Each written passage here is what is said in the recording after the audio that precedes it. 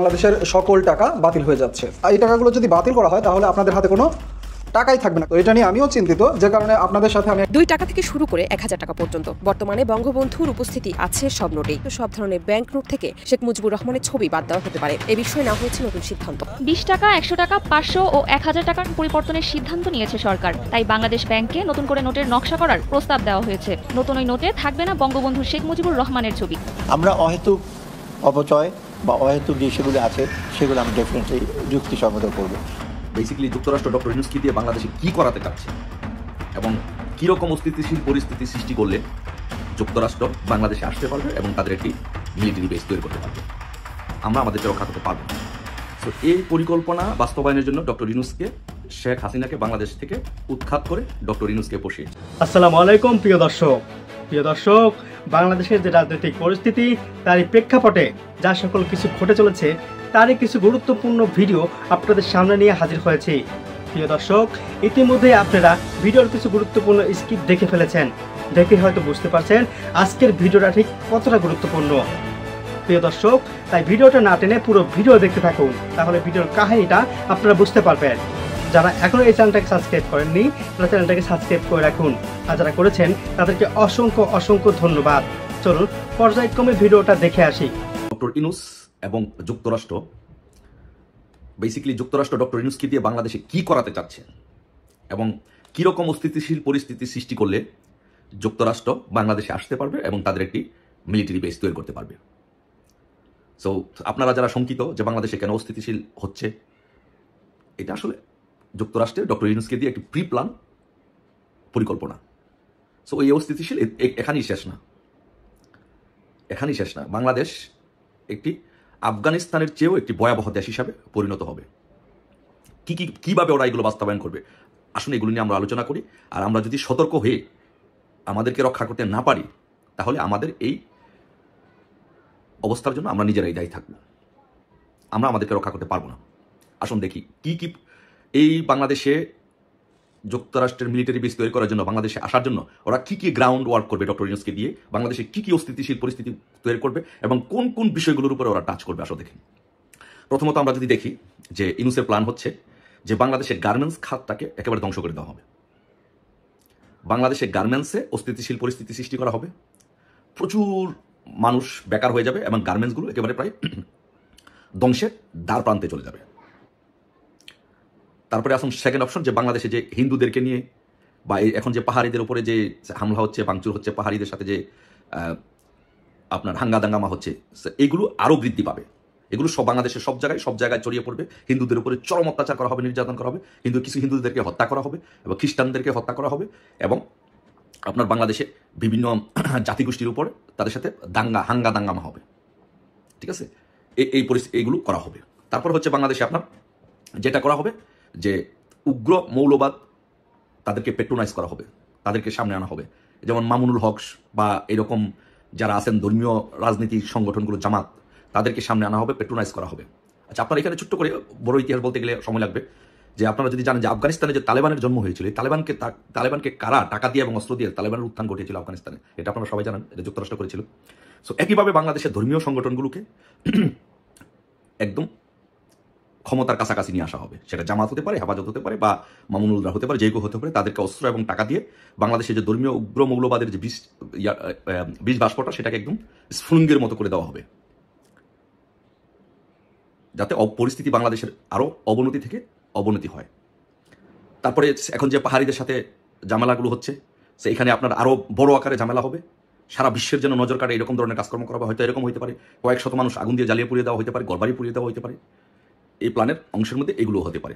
তারপর আপনারা যদি সাম্প্রতিককালে দেখেছেন এবং আপনারা অবাক হবেন যে বাংলাদেশে যে শীর্ষ সন্ত্রাসী ছিল, তাদেরকে জেলগুলোতে কোনো জামিন ছাড়া, তাদেরকে কোনো নিয়ম কানুন ফর্মালিটি ছাড়া তাদেরকে গণহারে ছেড়ে দেওয়া হয়েছে। একদম আমি নাম বললে অসংখ্য নাম বলতে, শীর্ষ সন্ত্রাসীদেরকে ছেড়ে দেওয়া হয়েছে। 65 জন একদম শীর্ষ সন্ত্রাসী, যাদের যাবজ্জীবন কারাদণ্ডপ্রাপ্ত ছিল, ফাঁসির আসামি ছিল, তাদেরকে ছেড়ে দেওয়া হয়েছে। এর উদ্দেশ্য কি? এর উদ্দেশ্য হচ্ছে বাংলাদেশে ল অ্যান্ড অর্ডার সিচুয়েশনকে ডিটোরিয়েট করার জন্য, খারাপ করার জন্য, এবং তাদেরকে দিয়ে সন্ত্রাসী কার্যকলাপ করানোর জন্য, যাতে বাংলাদেশের অবস্থা, ল অ্যান্ড অর্ডার সিচুয়েশন যাতে একেবারে নাজুক পর্যায়ে চলে যায়। তারপরে আরেক গেম খেলা হবে আপনার রোহিঙ্গাদের নিয়ে। রোহিঙ্গাদের হাতে অস্ত্র তুলে দেওয়া হবে, রোহিঙ্গাদেরকে আর্থিকভাবে পেট্রোনাইজ করা হবে, রোহিঙ্গাদের সাথে তাদেরকে অস্ত্র দিয়ে বাঙালিদের সাথে তাদের একটা কনফ্রন্টেশন করানো হবে, যুদ্ধ বাঁধানো হবে, হাঙ্গামা দাঙ্গামা করানো হবে। এখান থেকে দুইটি ফায়দা লুটার চেষ্টা করবে ডক্টর ইউনূস আমেরিকা। নাম্বার 1, যে আন্তর্জাতিক নজর এখানে আসবে, যে রোহিঙ্গাদের ধরেন আপনার এরকম হবে যে রোহিঙ্গা এবং বাঙালিদের মধ্যে বিশাল আকার একটা যুদ্ধ হচ্ছে, মারামারি হচ্ছে। তখন এই মারামারিতে দেখা গেছে যেহেতু বাঙালি জনগোষ্ঠী বেশি এবং বাঙালিদের কাছে সেনাবাহিনী আছে, পুলিশ আছে, অস্ত্র আছে, ধরুন অনেক রোহিঙ্গা মেরে ফেললো। তো মারার পরে যেটা হবে যে সেটা হবে আন্তর্জাতিক একটা নজর আসবে যে বাংলাদেশ মানবাধিকার লঙ্ঘন করছে। সো আমেরিকা দেখেন, টেকনিক দেখেন, আমেরিকা আস্তে করে এই মানবাধিকার প্রতিষ্ঠা করার জন্য চলে আসবে।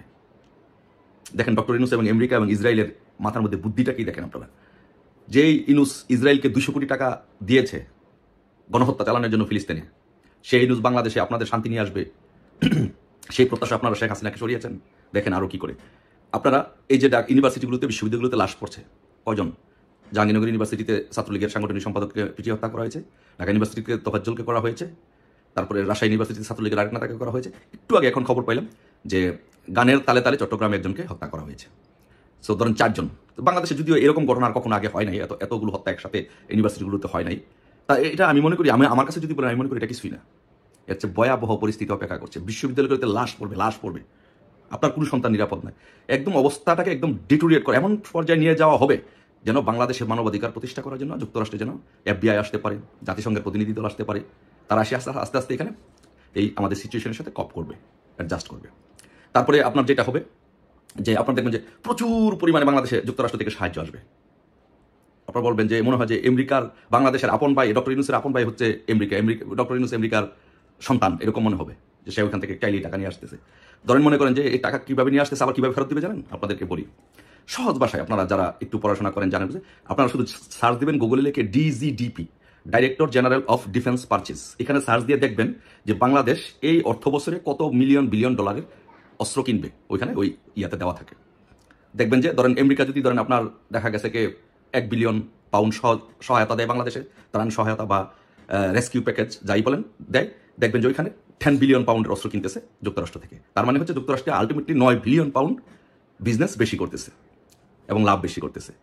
সো আপনাদের জনগণের কাছে শোনাবে এটা, কিন্তু জনগণ তার বাংলাদেশের director general of defence purchase কি সেটা বোঝে না, এবং কত কোটি টাকার অস্ত্র কিনে এগুলো সম্পর্কে সচেতন নয়। সো এই হচ্ছে ওদের প্ল্যান, মিশন। তারপরে যখন এই অবস্থাগুলোর পরিপ্রেক্ষিতে যখন আপনার বাংলাদেশে একটা গৃহযুদ্ধ বেঁধে যাবে, অটোমেটিক্যালি বেঁধে যাবে। আপনার যখন রুজির ব্যবস্থা থাকবে না, আপনার যখন পরিবার নিরাপদ থাকবে না, আপনার যখন চাকরি থাকবে না, আপনার যখন জীবনের কোনো নিরাপত্তা থাকবে না, তখন অবশ্যই গৃহযুদ্ধ বেঁধে যাবে। তখন এই গৃহযুদ্ধ বেঁধে গেলে অটোমেটিক্যালি এই যুক্তরাষ্ট্র এই গৃহযুদ্ধ বাদ দিয়ে বাংলাদেশে মানবাধিকার প্রতিষ্ঠা করার জন্য তারা এখানে আসবে।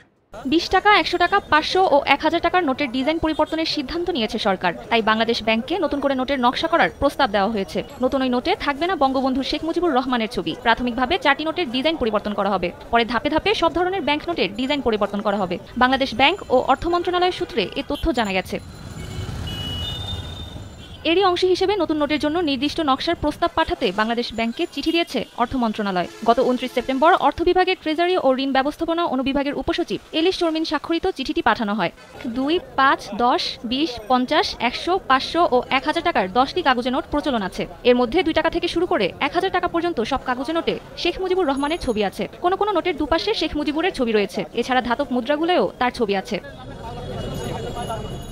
নতুন করে নোটের নকশায় যে প্রস্তাব চাওয়া হয়েছে সেখানে শেখ হাসিনা সরকারের সময় ছাপানো নোটের ডিজাইন পরিবর্তন হবে এবং শেখ মুজিবের ছবি থাকবে না বলে জানান সংশ্লিষ্টরা। এ বিষয়ে জানতে চাইলে বাংলাদেশ ব্যাংকের সংশ্লিষ্ট একজন ঊর্ধ্বতন কর্মকর্তা কালবেলাকে বলেন, ছেঁড়া ফাটা নোটের বিপরীতে প্রতি বছরই বাংলাদেশ ব্যাংক নতুন নোট ইস্যু করে থাকে। এবারও সেটা হওয়ার কথা রয়েছে, তবে কবে নাগাদ হবে সেটা এখনো নিশ্চিত না। তিনি বলেন এটা সময় সাপেক্ষ ব্যাপার। নকশা পরিবর্তনের বিষয়ে জানতে চাইলে তিনি বলেন, এখনো বিষয়টি সম্পর্কে নিশ্চিত না, তবে নতুন নোট ইস্যু হলে নকশা পরিবর্তন হতে পারে। আবার বর্তমান গভর্নর আহসান এইচ মনসুরের স্বাক্ষরও যুক্ত হতে পারে। এটা নিয়মিত কাজেরই অংশ। তিনি আরও বলেন, নতুন নোট ইস্যু হলেও বর্তমানে প্রচলিত নোটগুলো বাজারে সচল থাকবে, ফলে গ্রাহকের এ বিষয়ে কোনো সমস্যা হবে না।